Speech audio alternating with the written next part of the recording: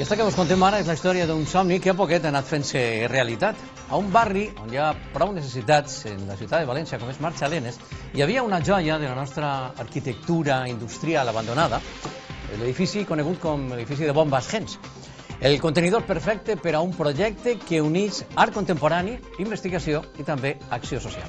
I és precisament l'àrea social de la Fundació Pere Moral Art que gestiona el centre la que està ara d'enhorabona.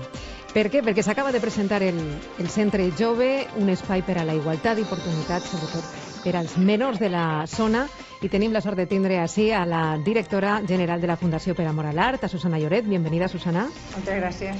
Y a la responsable de ese área social, Sole Martínez. Bienvenida, Sole. Gracias a vosotros. Bueno, ante todo, Susana, enhorabuena, porque es cierto que ese conjunto de Bombas Gens sigue creciendo ahora con este Centre Jove, un centro para ayudar a mejorar la vida, ¿no? El día a día de los jóvenes del barrio. Exactamente, así es. Y sí, son los jóvenes del barrio, adolescentes, chavales entre 12 y 16 años. Y bueno, la primera pregunta que podía tener el telespectador sería ¿y por qué? ¿Y por qué? ¿Por qué esos chavales? Pues porque cuando llegamos al barrio, lo primero que hicimos fue buscar qué necesidades había por cubrir. Nuestra idea original desde la Fundación era trabajar con niños más pequeños, porque es un poco como lo primero que te genera ese impulso por hacer algo por los demás. Pero bueno, lo que hicimos fue informarnos bien y hacer un proyecto a medida de las necesidades de ese barrio. Sole, hablaba Susana de jóvenes entre 12 y 16 años, es verdad, son edades complicadas, son edades en tránsito, ¿no? Es un colectivo muy especial, ¿no? Para trabajar con ellos. ¿En qué áreas exactamente?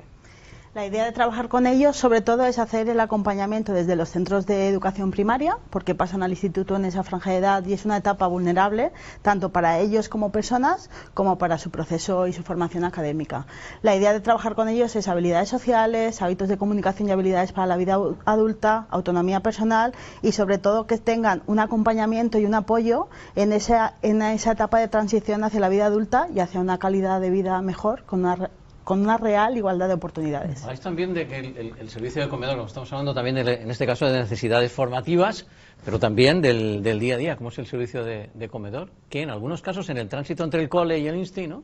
Entre la primaria y la secundaria, pierden ese servicio, en casa a lo mejor pues no se lo pueden proporcionar, y bueno, hasta esas necesidades básicas del Pla de Calent, ¿no? Una de las cosas primeras que vimos es que, como tú decías, Chimo, cuando abandonan el centro educativo y pasan al instituto ya no hay servicio de comedor, ya no hay becas de comedor en los centros de secundaria.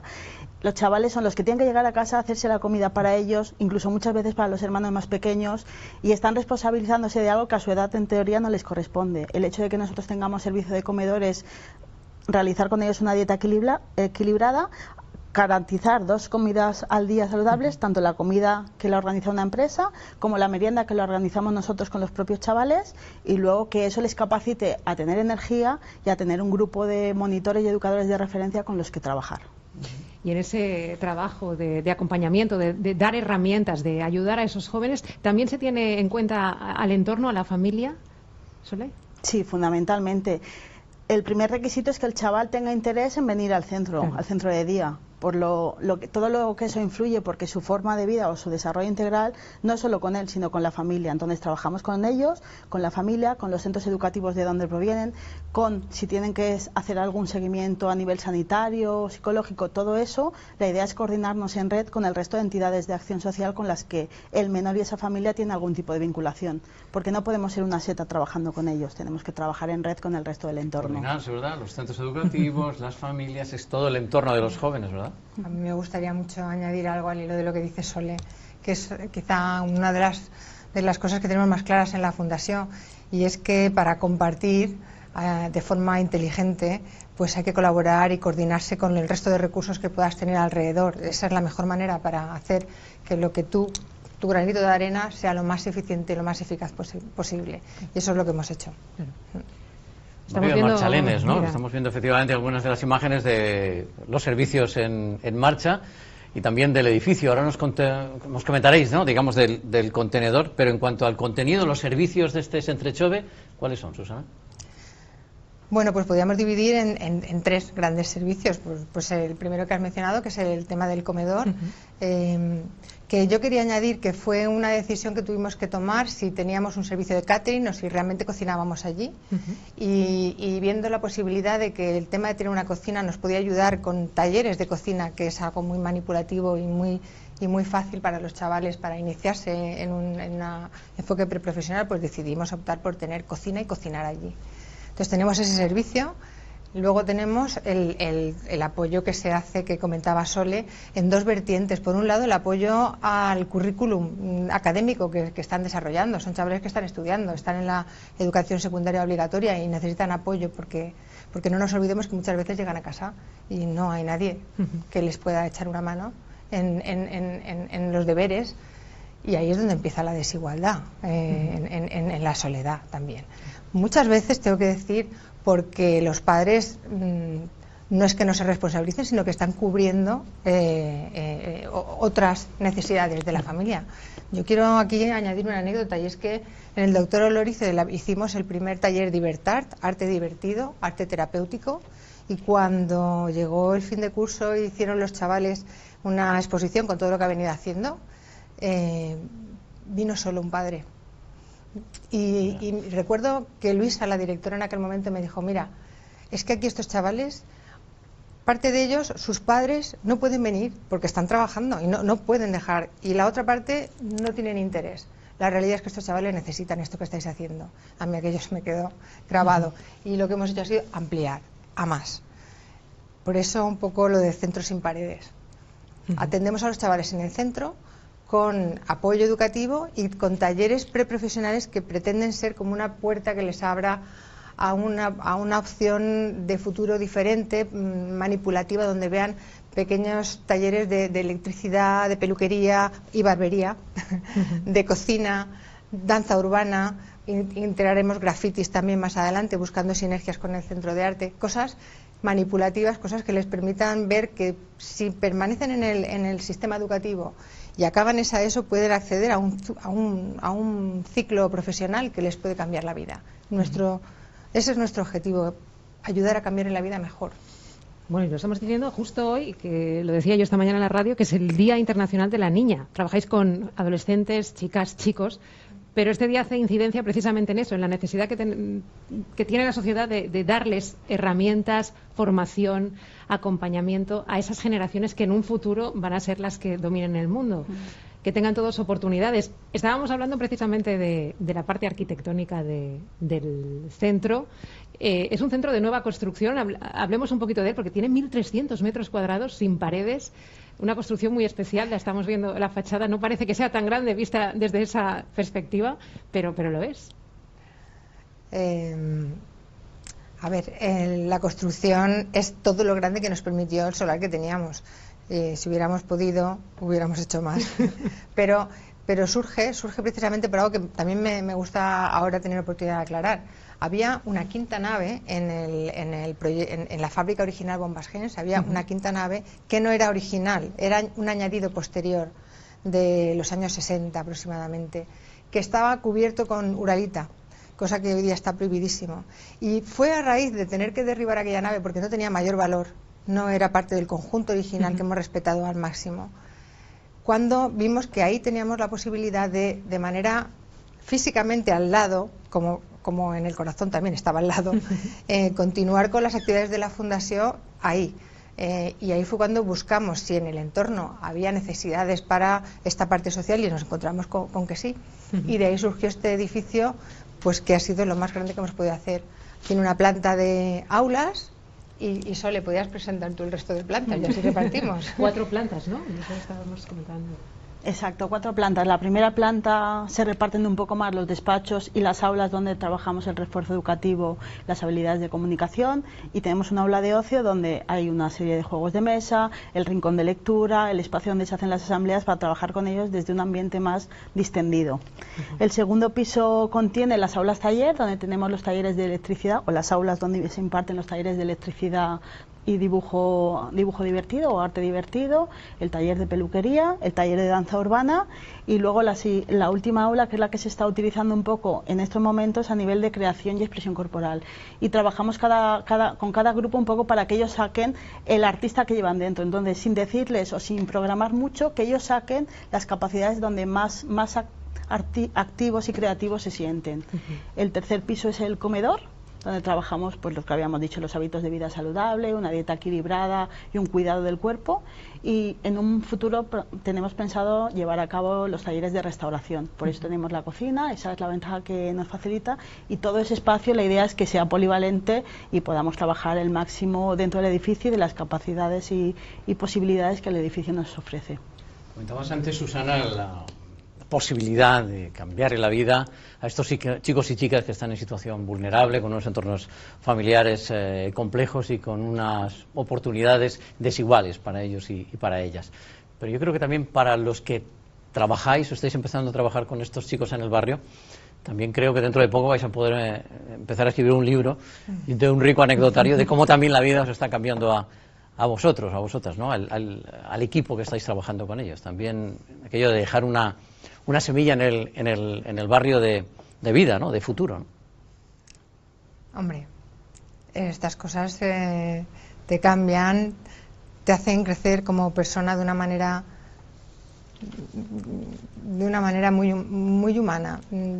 Mira, yo creo que, y me he encontrado a lo largo de todo el tiempo que llevamos con el proyecto de Bombas Gens de la Fundación Pere Mora Lart, mucha gente con ese impulso por ayudar, pero muchísima, y gente que ayuda de manera muy anónima. Y otra gente que tiene el impulso pero no llega a materializarlo, y muchas veces cuando no lo haces no es porque no tengas el impulso, que lo tenemos porque es muy humano, es porque no sabemos cómo, porque hace falta un plan, porque hace falta el canal para llegar con tu ayuda. Tú puedes hacer un bocadillo para un niño que lo necesite, pero ¿cómo se lo haces llegar a ese niño? Nosotros tenemos la satisfacción de que lo pensamos y decidimos actuar, tener el plan y desarrollarlo, y ahora la satisfacción de ver día a día cómo ese plan se está convirtiendo en una realidad y cómo los chavales vienen y lo llenan de vida, y eso da una satisfacción tremenda, y más que compartimos todos llenando, todo el ¿no, equipo. Sole? Porque la incorporación será progresiva, ya tenéis a adolescentes allí, pero seguiréis incorporando y llenando más plazas, ¿no? El proyecto empezó en el mes de julio con una escuela de estío, y empezamos con un grupo más reducido de 20 menores que fueron pues empezando a abrir el centro de día con nosotros, porque queríamos que ellos también se sintiesen parte del edificio y que no fuese un edificio vacío que contuviera actividades, sino que se fueran creando con ellos. Como decía Susana, hay muchas anécdotas en el día a día, y una de las que más nos gustan a nosotros, al equipo de educadores, es que muchos chavales que están en el barrio conocían pues el edificio antes, con todas las historias de vida que había ahí dentro, por todo lo que ese edificio ha vivido, que se van transformando día a día en recuerdos nuevos. La idea de trabajar con ellos en el centro de día es crear proyectos positivos con ellos y recuerdos positivos de vida, y eso se une a las historias que nos cuentan los padres o los tíos o vecinos de alrededor, que nos van contando historias de la fábrica que van uniendo a las personas, y sin querer ese tejido es lo que va enriqueciendo muchas veces también el trabajo en el día a día, porque vamos conociendo experiencias de otra gente que tiene algún tipo de relación con el edificio donde nosotros estamos. ¿Cuánto cambió la fábrica, la vida del barrio? Y ahora cómo lo está cambiando desde otra perspectiva, ¿no? En el área social también tengo entendido, Sole, por supuesto el Centre Jove es ahora mismo vuestro buque insignia, pero no vuestro único ámbito de actuación. ¿Hacéis más cosas? ¿Con qué otros organismos colaboráis? Digamos, ¿cuál es el programa? Como una de las frases que más nos gusta decir es que nuestro edificio es un proyecto sin paredes. Es porque estamos colaborando, como decía Susana, es un proyecto a medida, porque estuvimos testeando en los centros educativos de alrededor, de primaria y de secundaria, en el resto de entidades de acción social, incluso en otras asociaciones que ya estuvieran trabajando con ellos, y empezamos a hacer los talleres con los menores allí, a contactar con las familias, a conocer cuál era la situación que hacía falta, y al mismo tiempo los proyectos que iniciaron antes de que Bombas Gens o de que el complejo donde estamos ahora ubicados funcionase, había otros proyectos como el Bastidor o la Residencia San Francisco de Asís, que seguimos colaborando con ellos, o la ONG Nous Camins, que tiene el proyecto de Bolivia. Entonces, con ellos la idea es seguir trabajando, y por eso creemos que es importante, allí donde has empezado a trabajar y a tener un proyecto, que se está construyendo por los profesionales que están ahí, seguir teniendo esas redes y esos contactos, porque hay muchas realidades diferentes y poder poner en todas ellas un poquito es lo que hace que el proyecto crezca y se enriquezca. Bueno, arte, investigación, acción social serían esos 3 pilares de la Fundació per Amor a l'Art. En estos 3 pilares yo creo que el denominador común, Susana, corrígeme si me equivoco, es el compromiso. Y yo no sé el balance que haces después de estos años de trabajo intenso. Si ese compromiso sigue vigente, ha crecido con el tiempo, ¿tienes previsto que crezca todavía más? Porque esto es un animal que va creciendo y yo creo que el compromiso no va a parar. El compromiso es una palabra que nos define muy bien, pero el origen está todavía más atrás en el compartir y todavía más atrás en la responsabilidad de compartir. Nosotros lo hemos vivido así, ¿no? Tenemos una suerte de tener unos recursos que podemos compartir, recursos de muchos tipos y de muchas maneras. Compartir de manera inteligente, colaborando con diferentes entidades y de diferentes maneras según el área en la que estemos. En el área, por ejemplo, en el área patrimonial, hace muy poco que salió la noticia de que estábamos firmando un acuerdo con el ayuntamiento para que nuestra bodega medieval se pusiera en colaboración con una ruta de las alquerías que hay allí en el barrio de Marchalenes. Es decir, yo diría que el leitmotiv, algo que define muy bien también a la Fundació es esta colaboración público-privada que se ha establecido en cada una de las áreas, tratando de borrar paredes, de borrar barreras para que lo que sea que podamos hacer en cada una de las áreas pues se multiplique de la mejor manera posible, estableciendo estos vínculos. Estableciendo, y lo de los vínculos, que es una palabra que me encanta, viene al hilo de por qué el centro es sin paredes. Nosotros empezamos a trabajar con los chavales del barrio en sus propios centros para que nos conocieran antes de venir al nuestro y generar esos vínculos que al final están a la base de cualquier relación humana, de cualquier tipo de la que estemos hablando. Generamos esa confianza, nos la ganamos y ahora pues ellos están devolviéndonos esa confianza viniendo a buscarnos a nuestro centro. Bueno, pues eliminar barreras, de eso se trata, dar oportunidades de igualdad a los chicos y chicas de los barrios, en este caso de Marchalenes, que no las tienen. Bueno, son las cabezas visibles de este proyecto, no son las únicas, son los únicos que componen el equipo, así que desde aquí, para todos los que estáis en el proyecto Por Amor al Arte, además es una iniciativa privada en este caso, en colaboración también con la cosa pública y por supuesto también con el retorno hacia el barrio, hacia la ciudad. Susana Lloret y Sole Martínez, pues un abrazo a todos los que participáis del proyecto y enhorabuena. Ahora que nos falta es ir a dar una vuelta por allí y conocerlo personalmente, porque hay que conocerlo, desde luego que sí. Cuando queráis. Un placer, muchas gracias a vosotros. Bé, estàvem comentant